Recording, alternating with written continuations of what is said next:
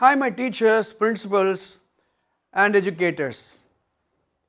I am delighted to present a series of episodes on teaching to empowering. And it is very relevant to a school situation. If you think for a while, lot of changes are taking place in our country, and we are trying to get our students ready for a really competitive global society. The purpose of education is to prepare the children for the challenges of change, especially with the emphasis on making India world class. Preparing the students becomes a very important agenda. Compared to about 40 years ago, 30 years ago, look at the schools now. Look at the expectations of parents, the expectations of industry, corporates, expectations of even students. Hasn't it gone up? It's very easy to start a school. If you have about 3 acres of land and there are people to help you with funds, or people have a lot of money, you can have the land, get it constructed. If you have a piece of land, 3 acres of land, it is very easy to construct a school. Architects are available.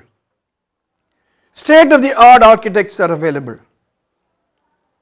Money is available. So you buy a piece of land,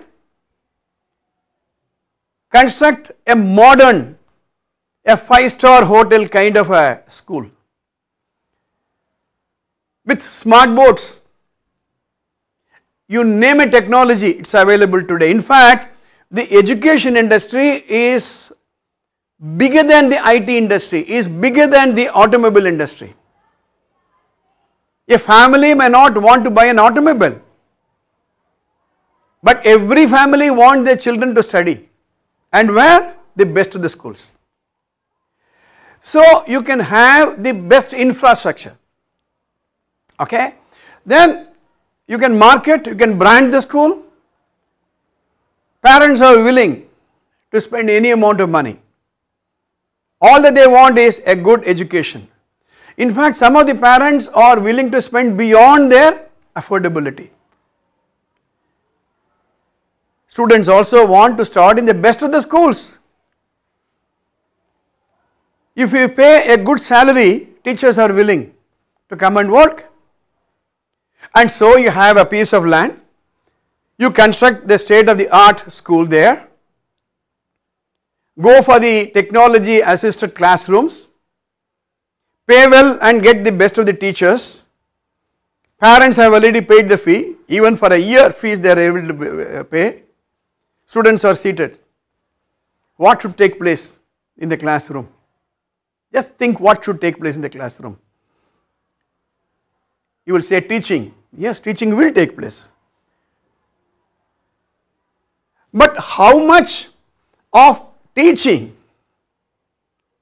is converted into learning? That is what we are going to discuss.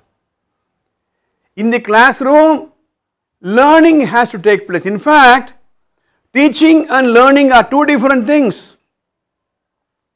There is a quotation which says, when the student is ready, teacher will appear. In fact, if a student is empowered, you don't need a teacher, he knows how to study. But the real thing is going to be, how are you going to empower the students? I have given a beautiful artwork here. You see a small caterpillar here, you see a butterfly. If you go and study the transformation of a caterpillar into a butterfly. There are two different things. Actually, this is completely different. Eating habits are different, color is different, movement is different, everything is different. This is completely different. It can crawl, it can fly. The color in this is not this color. If I throw a caterpillar on you, you will shrug your shoulders. You will not like it. But if a butterfly comes and sits on your shoulders, you will feel it is a good omen. It is beautiful to look at. This is ugly.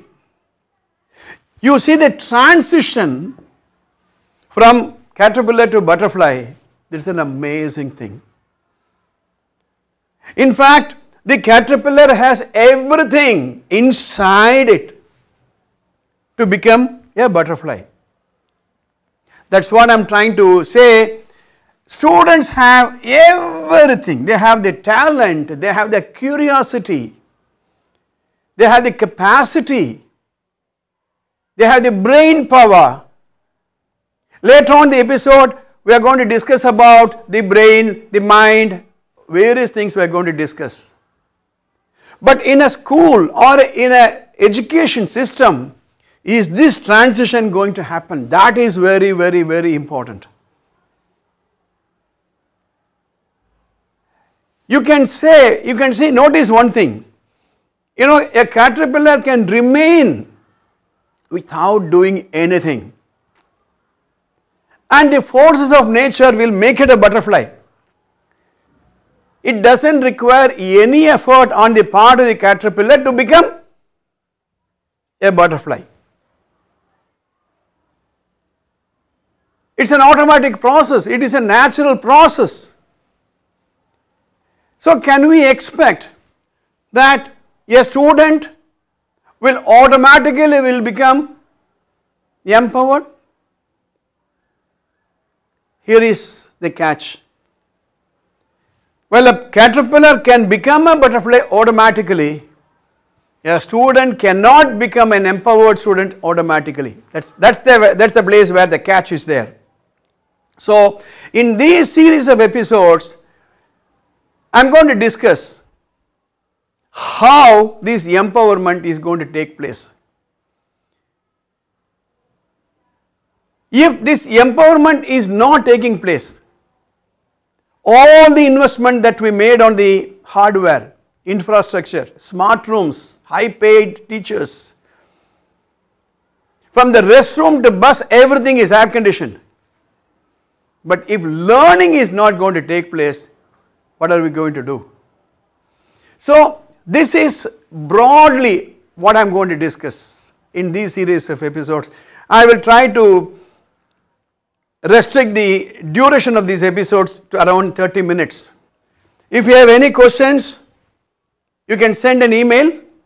We will try to answer your questions also. Under every screen you will have this information. So, this is what we are going to do in this series of episodes. So, we are going to discuss from teaching. Yes, everybody teaches, to empowering. How long this puppet show is going to last? You know what a puppet show is? The puppeteer has a series of strings, and with a shake of his fingers the puppets will dance. The moment the fingers stop, the puppets will stop. How long are you going to tell the students, do your homework, be disciplined, come to the class punctually, be attentive, concentrate? How long? When are we going to make them empowered? This is what we are going to discuss. For whom are these episodes? I am going to focus on this segment, teachers. See, today the problem is, teaching profession is not the most preferred profession. You take 10 teachers, ask them how many of you have chosen this profession voluntarily. You will be surprised, not many of them. It's easier to sit in front of a computer and be a programmer. It is much easier to do. There are a lot of outsourced services available. You can do that. Just imagine a teacher sitting or standing in front of a 40 students or 30 students classroom, trying to teach, keeping the attention here. With all the distractions our media has provided, it's going to be difficult. So I'm going to give a lot of ideas to the teachers and to the principals. Let's say you have about 100 teachers. What is the role of a principal? And what the principal should know? How the principal should be the fountainhead of knowledge, so that the teachers are also empowered. If you really look at it, if a teacher is not empowered, students will not be empowered. And logically, if the principal is not empowered, the teachers are not going to be empowered. So I am going to give a lot of ideas on how the teachers and the principals are empowered. Then parents, you know, the problem with many of our school system is we want to focus on education. We talk about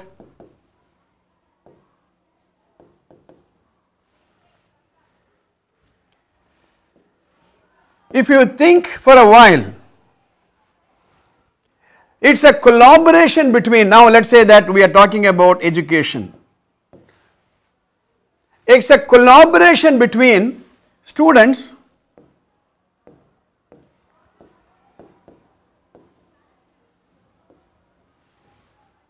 they are the heroes, they are on the apex, they are the topmost of our priority. Then we have the parents. Without an empowered parent, where is the question of empowered students?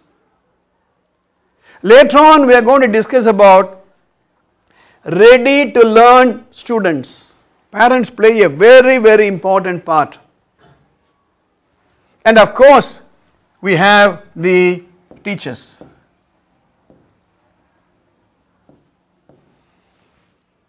So we have the students, which is our focus, our priority, and they come from a home environment. We talk about the role of parents. Subsequently, we are going to discuss a lot on that. In fact, these videos should be seen by the parents also. We say the best teacher is the mother. We say the best school is the home. I am heading a school.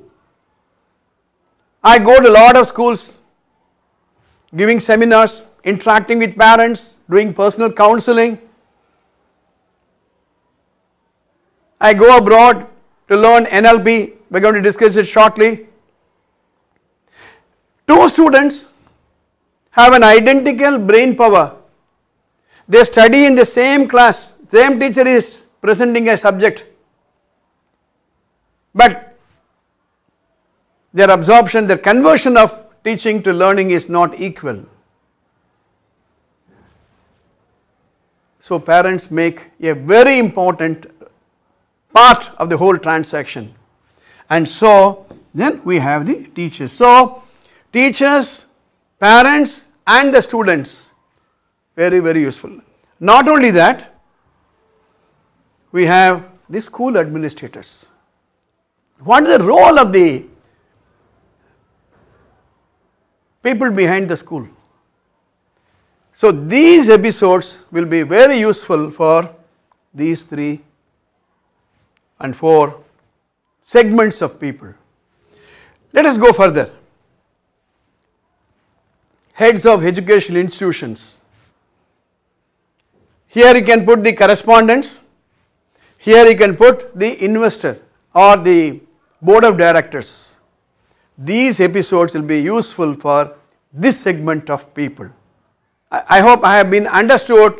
If you see the logo there, it says teaching and learning.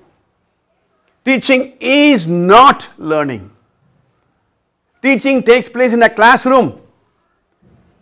Teaching takes place by the teacher, but the learning takes place out there in the mind of the child, of the student.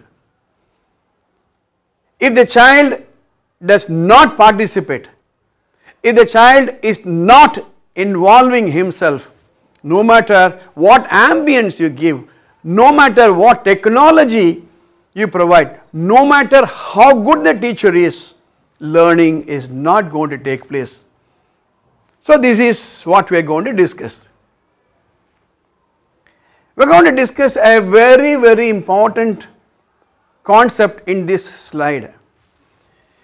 See, you see the gap. You see a gap? What is the gap?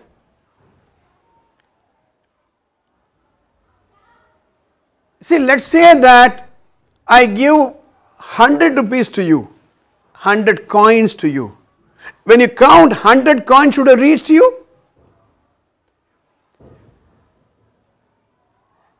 If there is a loss from the giver to the receiver, that is the gap we are talking about. So there is a gap between teaching and learning. Supposing in a class of 40 minutes or 30 minutes, 10 units of knowledge is given. Will we get 10 units of learning? In which case, wonderful. Where you can say the efficiency is 100%. But if 10 units of knowledge is given, but you get only 8 units absorbed, then there is a gap. So in this, we are going to discuss the gap. How are we going to bridge the gap? In fact, that is the challenge which is in front of every school today. Right. Okay. Good teaching is not about content delivery. See, these days with all the technology available, content is prepared by outsourcing agencies. If you want to teach the digestive system, yes, it is there, mapped with the books. If you want to teach Newton's first law of motion, can be delivered. Do you want to teach the trigonometry lesson? Yes, delivered. So, good teaching is not about content delivery. I hope you are very clear about it. The second one is, teaching learning is not a conveyor belt phenomenon.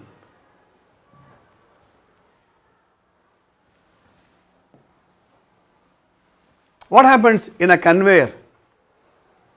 Next time when you travel to the airport, you put your box here, it automatically reaches there. They will ensure that your luggage is properly tagged, no matter whether you want to travel within 200 kilometers or 20,000 kilometers, beautifully it is delivered there. It is not a conveyor belt phenomenon. I thought I can also give you certain very relevant quotations. Here is a quotation from William Ward. The mediocre teachers tells,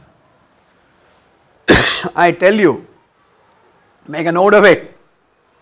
How many of you will make a note of it? I've been telling you and telling you and telling you to be punctual in the classroom, the teacher shouts. It's not like a computer where you give a command and the computer obeys because it is programmed that way. Control delete, the file will be deleted. Control C, the file will be copied. Alt Control V, the file will be pasted. It doesn't happen that way. A good teacher explains Well, we can use a lot of gadget to explain a concept.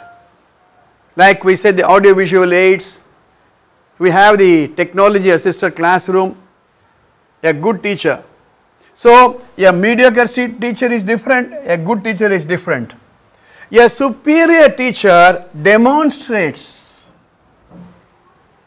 Like I say, come to the school in time, a superior teacher comes in time. A teacher says be curious, and the teacher demonstrates that she is also a curious. But a really great teacher inspires. So you make up your mind, would you like to be a mediocre teacher or would you like to be a great teacher? Please understand one thing, in this age of globalization, there is no room for mediocrity. Let us be very, very clear about it. Gone are the days when a television set was sold within the country and you purchased that. Today it is globalization. Everybody wants to have a good standard of living. No scope for mediocrity. Whether it is a teacher, whether it is a school, whether it is a university or any society for that matter, no question of being a mediocre person. Okay, so that's about William Watt. Let's see one more. Albert Einstein. This is a very interesting quotation. I never teach my pupils, I only attempt to provide the conditions so that they can learn. Down below the various episodes, we are going to discuss a lot of things. What type of ambience you need to learn. Just go back 100 years back in our country, 200 years back, where there were not the Gurukana system. How is that 1000 years ago our great grandfathers, forefathers discovered many things which even the scientists are struggling to find out how they discovered. The ambience, the conditions. Now look at the condition in which our students are reared today. Now look at the society. Look at the media. Look at the distractions.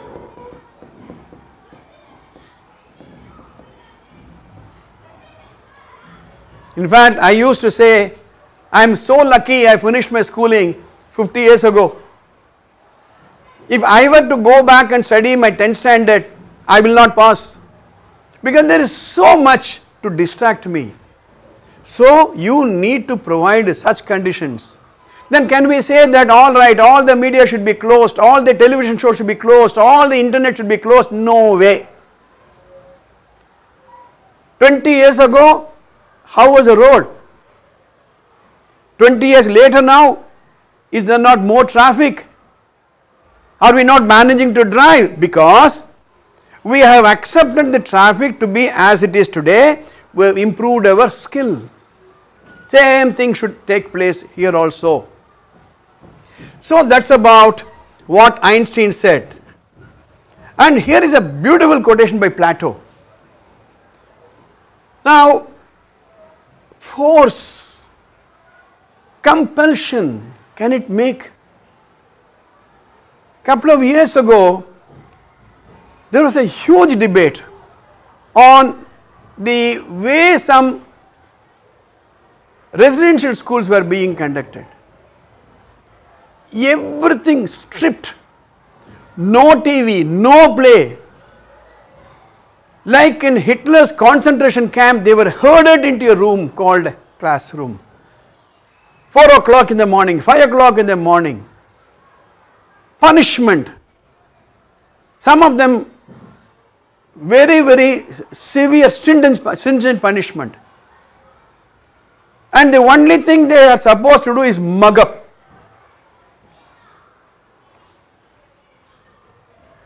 Will that, you think, will produce a result? So this quotation says, bodily exercises when compulsory, does no harm to the body. Let's say that I want to build up my body, I go to a gym and he says do this pull up 10 times, 20 times, 30 times. He can force it on me, but no harm to the body. The body accepts it. But knowledge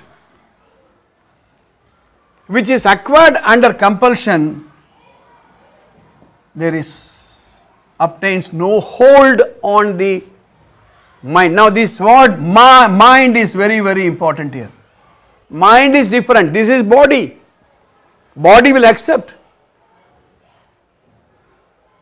I can make the student to sit without moving for half an hour. The moment I go out, the mind will start relaxing. So, no force. So, you think that I can force the children to become empowered? You are mistaken.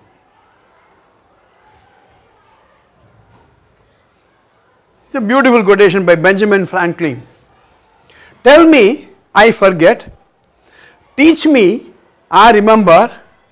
Involve me and I learn. Now the most important word here is involve. If there is no involvement, when there is no participation, learning cannot take place. Even between a doctor and a patient, involvement. Let's say a person goes to a doctor with a high diabetic. The doctor explains why you should not take sweets until the communication is complete to the mind of the patient. It's not going to work. Let's be very, very clear on this. That's about what Benjamin Franklin said. And last but not the least, by Robert Frost. I am not a teacher, but I am an awakener. The real teacher is an awakener. Wake up. Swami Vivekananda said, arise, awake and stop not till the goal is reached. A teacher has such an important role to perform in the society. Let's go next thing. I was thinking, why is there a gap?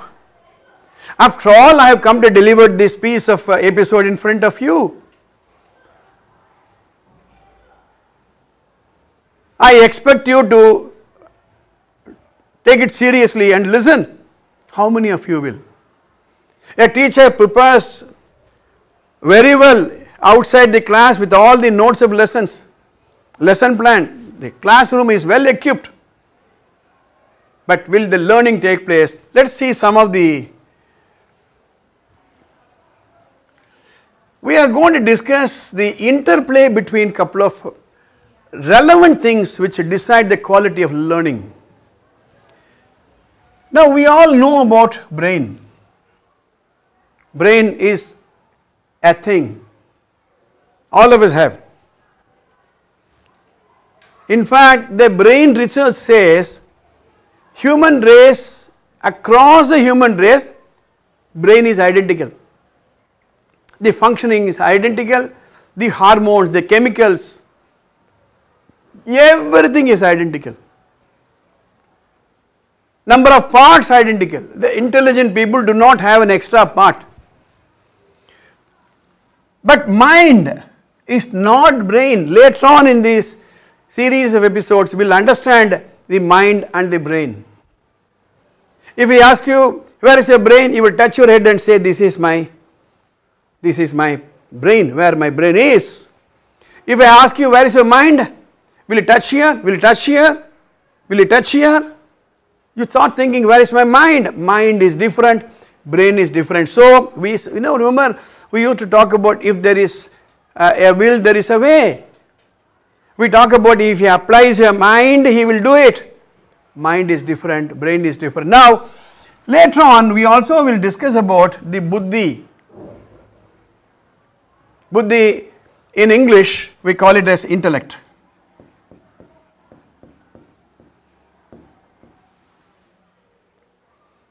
So the brain is here, I have the hormones, I have the brain chemicals, I have the parts. The mind is a software. Like you have a computer and the computer should be loaded with the software. If there is not, if there is no software which I need, the computer will not deliver. But what is intellect? Is simple. I will explain intellect in a simple way. This is good. This is not good. This will do good for me. This will not do good for me. I can eat it. I cannot eat it. If I do this, this will be the consequence. If I don't do this, this will be the consequence. That is called buddhi. In fact, the brain is developed first thing as we are in the womb. The first part to be developed, I believe, is the brain. But until we are out, we don't have a mind of our own. I am not going to the Atma theory, soul theory for the time being now. The moment the child is out, the child has a separate brain, the mother has got a separate brain. The mother has got her own mind, the child has got his own mind. But what is that the mother has which the child does not is the buddhi. The child does not know, oh, this is not a day, I should not cry. This is not the place to dirty, which you pick up over a period of time. Maybe later on we'll start discussing about the concept of buddhi. Then the link between the mind, the thought, the emotions. Mind, thought, emotions, feeling, action. Very interesting. For the time being, you make a note of it. In the series of episodes, I am going to expand all these things. Somebody said brain is a chemical factory. Mind is a thought factory. In a brain, chemical factory. When you feel hungry, a particular hormone secretes. When a dog is chasing you, your adrenaline secretes. When you start eating, your saliva secretes. When you feel tired, a particular chemical secretes. Similarly, a mind is a thought factory. It is said that in a normal day you get about 70,000-80,000 thoughts unless and until the child thinks about education. There is a thought crossing in his mind, I should do this algebraic summation. No way he is going to do it otherwise. Then emotions, anger, irritation, love, infatuation, feelings. Emotions and feelings appear to be close by, but we will discuss about the difference. And ultimately action. Supposing I throw a chalk piece at you, that is the action. Why? All these things take place. In my mind, I thought that you irritated me. I got angry about you. I thought of doing something so that you will remember me. And so I throw a chalk piece at you. So this link is very, very important. Then the next link is, where is the mind, where is the learning taking place? Is it in the mind or is it in the brain? You know, I told you the brain is identical. In fact, I attended a week's workshop in Philadelphia, United States by Dr. Glenn Doman, where first time I came to know that brain is identical across the human race.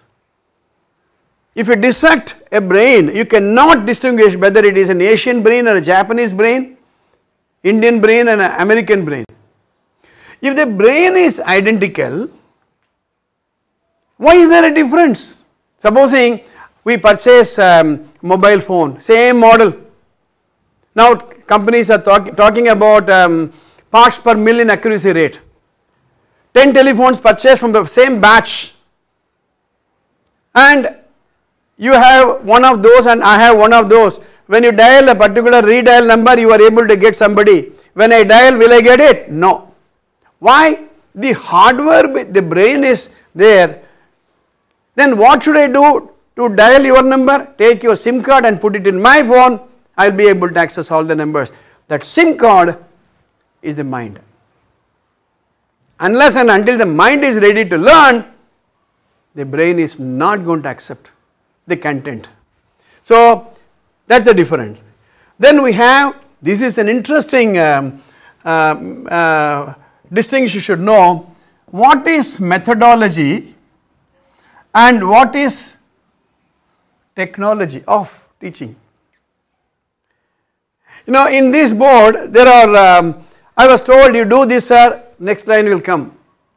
Methodology, I don't need to know how it is programmed, what is the coding in this, what language is used. The person who installed this gadget will say, no, sorry sir, you don't need to know all those things. You go and switch on, it will switch on. So the methodology says, prepare your notes of lessons, come to the class, switch on the smart board, teach. Will the learning take place? No. You need technology when methodology does not work. Let us say that I change it, it's not coming. Then I should call the person and say, sir, why is it not coming? He will explain, sir, this is this panel, that is that panel, this is how it is programmed, that is how this is programmed. So, technology. So, teacher should know not only the methodology of teaching, but also the technology, so that the teaching becomes learning. Right. Let us go one step further. Now make a note of these words which are very, very relevant now. Interest or interested. Once you are interested, your focus will be there. In fact, I used to say, where your eyes goes, your mind has already gone there. Where is the focus? In learning, focus is very, very important. And also willingness. Yesterday somebody asked me, what is the difference between willingness? I am willing to learn, but I don't want to take efforts because I have no interest. Or I have a lot of interest, I am willing to learn, but over a period of time my focus shifts to something else. So they are different. Curiosity. Unless and until a child is curious, the child will not put in the extra amount of effort that is required. And last but not the least, learning. So you should have the interest, you become focused, then you are willing to sacrifice your other things because you are curious, and so the learning takes place. This chain is very, very, very important. Let us see one more. The link between the teacher and the taught. The link between the teacher and the taught. You know, later on we are going to discuss about NLP. The equation between these two people, very, very important. You like a teacher, and so you like the subject she teaches. You don't like a subject, and so you don't like the teacher who teaches that. So later on in NLP we are going to discuss about rapport building and things like that. Okay?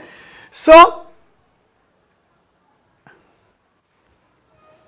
I am going to take you back to several decades, several hundreds of years, when the Gurukana system was introduced. You remember this stanza? Sahana vavatu, sahano bunaktu, sakaviryam karababhage, tejasvinavati tamastu mavit visakhe, om shanti shanti shanti. You know, what did this mean? Today morning I was talking to some of the students. Education is a contract. You know what is the contract talking about? He is talking about its meaning, that is, may he protect us both together. Actually the teacher and the student enter into a contract. It is something like a contract of business, a seller and a buyer. May he nourish us together. There is a huge amount of teamwork.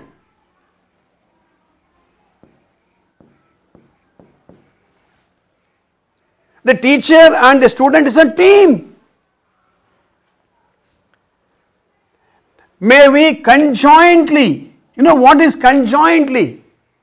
There is a cooperation, there is a collaboration with great energy.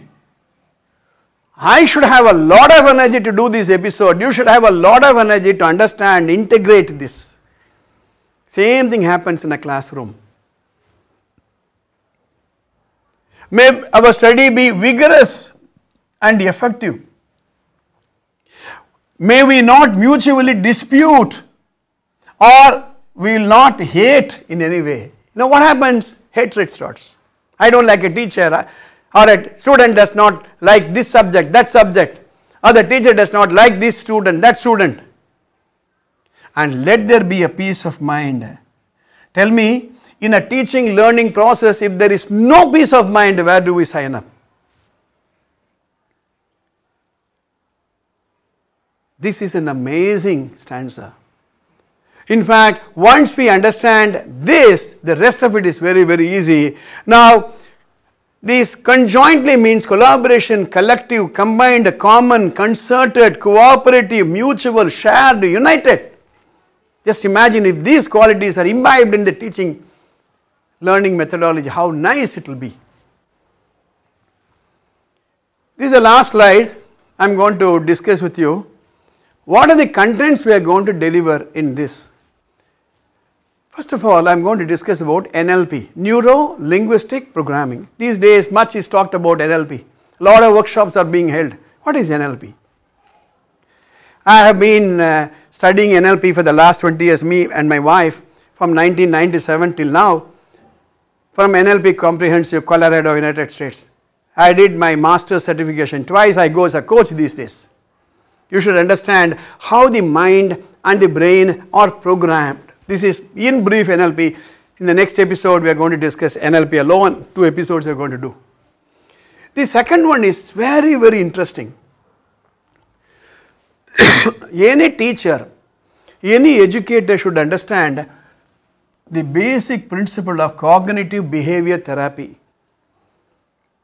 We should understand a behavior is taking place. The child is not attentive. A child is not coming to the classroom. Cognition, understanding.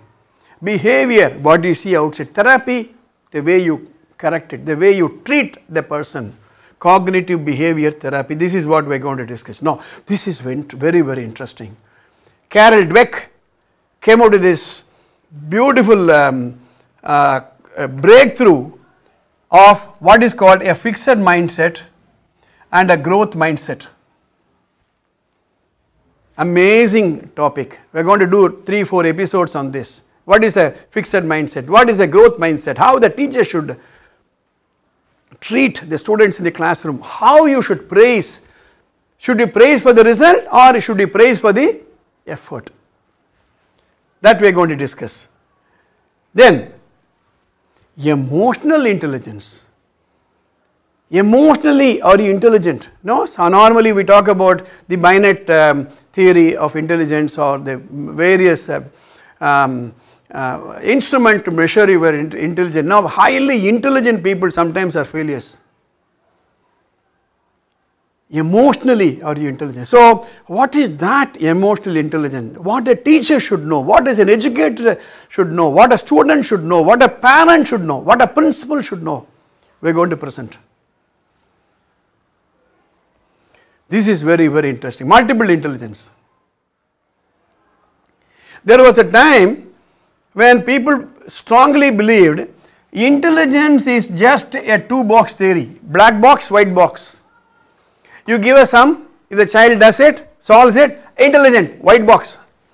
If the child fails, not intelligent, black box. Until Howard Gardner came and said there are 8 different types of intelligence. I am going to present you 2 or 3 episodes. Basically what is multiple intelligence. Get ready for that excitement. And this is the last one, assertive discipline. How are they going to be assertive? Now I have come across students who are not able to assert. Sir, that boy is bullying me, sir. I have come across teachers I am not able to discipline my students. Be assertive.